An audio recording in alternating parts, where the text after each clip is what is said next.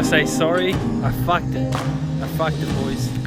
So I thought Harry was like, yeah, go, but the fucking drone screwed up, didn't want to like connect, and I sent it way too hard, as you could see, but we fucking fixed it.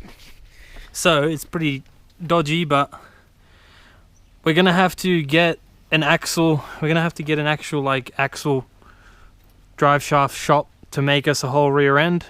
There's too much torque in first gear, but what me and Harry did was we re-welded the axle and then just added a bit of support.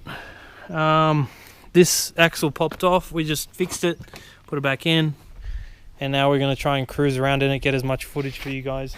This GoPro did get a lot of footage though, hopefully it's usable. Holy crap. Yeah, it's pretty crazy. I wish I hadn't have stuffed it up and waited, but it's all good. We'll get more footage. I will be sending it after everyone drives it. I will no longer drive it because I'll break it after everyone has a go.